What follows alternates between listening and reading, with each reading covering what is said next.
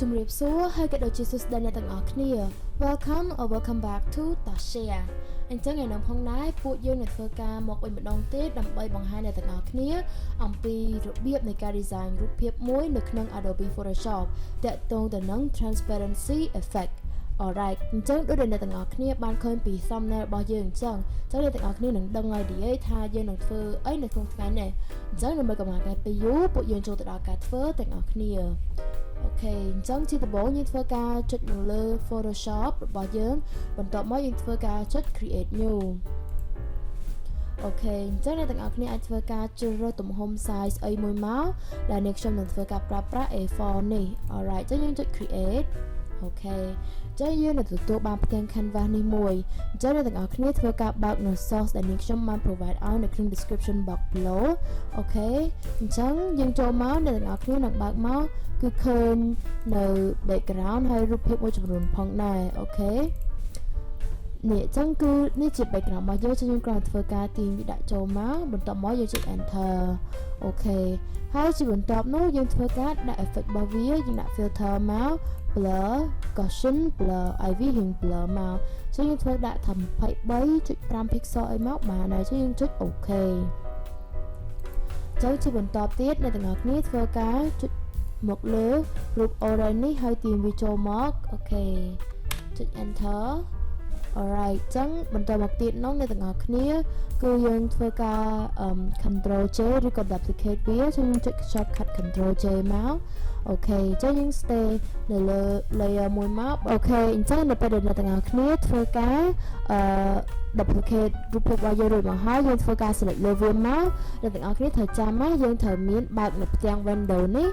រួចហើយយើងចុច property នេះប៉ុន្តែនេះខ្ញុំធ្វើការចុចវាហើយអញ្ចឹងយើង select លើនឹងមកបន្តមកអ្នកទាំងអស់គ្នាចុចទៅលើពាក្យថា convert to layer តោះមកយើងចុច yes មកអូខេ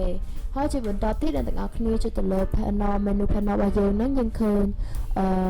ពាក្យថា image ចឹងយើងចុច image ហ្នឹងមកគឺឃើញ adjustment បន្ទាប់មកអ្នកទាំងអស់គ្នាធ្វើការចុចទៅលើ desaturate អញ្ចឹងវានឹង remove color ឲ្យយើងហើយអូខេអូខេអញ្ចឹងជាបន្តទៀតហ្នឹងអ្នកទាំងអស់អាចធ្វើការបិទផ្នែករូបលាខាងក្រោមនេះបន្ទាប់មកយើងធ្វើការបដូរពី blending mode របស់វា layer របស់យើងខាងលើហ្នឹងពី normal ទៅជា screen វិញអូខេដូច្នេះអ្នកទាំងអស់គ្នា select លើនឹងទៅដែរប្រើប្រាស់ shortcut control L អូខេអញ្ចឹងដល់ពេលបែបហ្នឹងទៅយើងនឹងចេញផ្ទាំង level របស់វាមកហើយអ្នកទាំងអស់គ្នាធ្វើការ select តាមនេះខ្ញុំបង្ហាញហ្នឹងមកអូខេ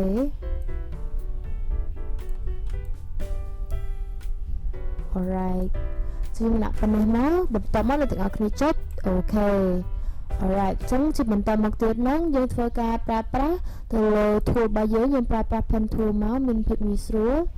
អូខេជាងធ្វើការដៅពីចំណុចជាពាក់កណ្ដាលវាមកបើអ្នកទាំងអស់គ្នាចាយវាស្មាត់យើងទាញបន្ទាត់ ruler ពីលើមកអូខេហើយយើងអាចទាញវាពាត់ជុំវិញអញ្ចឹងអូខេតមកយើងធ្វើការ control enter បន្តមកអ្នកទាំងអស់គ្នាធ្វើការដាក់ mask Alright ចឹងដល់ពេលដែលយើងដាក់ mask មកគឺយើងឃើញថាខាងក្រៅរបស់វានឹងគឺវាបាត់អូខេចឹងយើងធ្វើការដកបន្ទាត់នេះចេញទៅដើម្បីកុំឲ្យមានភាពបាំងហើយធ្វើការបើកផ្នែកនៅ orange ខាងក្រៅរបស់យើងនេះឡើងមកវិញអូខេអញ្ចឹងជាបន្តទៀតនឹងអ្នកទាំងអស់គ្នាមើល channel mask របស់យើងនោះយើងចុច all មករួចហើយយើងទាញវាដាក់មក orange ខាងក្រោមដើម្បី copy mask របស់វានឹងឲ្យខាងក្រោមនោះមាន mask អញ្ចឹងដែរប៉ុន្តែកន្លែងខាងក្រោមហ្នឹងយើងធ្វើការ invert វាមក control I Alright ចឹងយើងវានឹងបង្ហាញភាពចាស់គ្នាទៅទេអូខេអញ្ចឹងនៅពេលដែលវាបង្ហាញភាពចាស់គ្នារួចមកហើយអ្នកទាំងអស់គ្នាចុចទៅលើ file បន្ទាប់មកអ្នកទាំងអស់គ្នាធ្វើការចុច place embed នេះអូខេអញ្ចឹងអ្នកទាំងអស់គ្នាចូល source របស់ពួកខ្ញុំដែលបានដាក់ឲ្យនឹងទៀតទៅអូខេ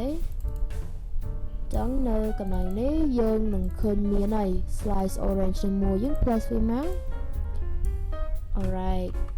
អញ្ចឹងយើងធ្វើការ control T វាដើម្បី transform វាយើងសម្រួលវាឲ្យធ្វើម៉េចឲ្យវា size វារៀងស្មើអញ្ចឹងណាបន្ទាប់មកអ្នកទាំងអស់គ្នាធ្វើការចុច shift ដើម្បីវារៀងខូចទ្រង់ទ្រាយបែបនេះអូខេ ឲ្យវារៀង flat តិចទៅយើងអាចស្រីវារៀងធំជាងនឹងតិចអូខេប៉ុណ្ណេះមកគឺហើយយើងចុច enter ហើយអ្នកទាំងអស់គ្នាឃើញត្រូវទេ transparency របស់យើងទៅពីខាងលើនេះហើយវាបាត់ខាងក្រោមនេះអញ្ចឹងយើងចង់ឲ្យវា transparency over ធំនេះនឹងដែរគឺធ្វើមិនទៅអូខេអញ្ចឹងអ្នកទាំងអស់គ្នាចាំតាហើយយើងធ្វើការ stand ទៅលើ channel មករបស់យើងនឹងមកបន្ទាប់មកអ្នកទាំងអស់គ្នាធ្វើការប្រើប្រាស់ pen tool របស់យើងនឹងអូខេគឺធ្វើការដៅវាមក change alt alright សំតោកុំប្រឡែងមកហើយអ្នកទាំងអស់គ្នាធ្វើការចុច alt អូខេចឹងធ្វើ repeat the same process ទៅនឹងមួយចំហៀងទៀតដែរអូខេបន្ទាប់មកអ្នកទាំងអស់គ្នាក៏ធ្វើការ connect វាមកអញ្ចឹងមកបន្ទាប់មកអ្នកទាំងអស់គ្នាចុច control enter ហើយអ្នកទាំងអស់គ្នាត្រូវ make sure ថា foreground color របស់យើងគឺពណ៌សតើមកយើងចុច alt backspace អូខេចឹងយើង fill ឲ្យត្រូវទេហើយយើងធ្វើការចុច control D មកតែប៉ុណ្ណេះគឺ canvas របស់យើងគឺរួចជាស្រេចហើយអញ្ចឹងបើអ្នកទាំងអស់គ្នាចូលចិត្តនៅវីដេអូមួយនេះអ្នកទាំងអស់គ្នាអាចធ្វើការចុច like subscribe និងសញ្ញាកណ្ដឹងដើម្បីជួយគាំទ្រទៅលើ channel របស់ពួកយើងនេះបាយបាយ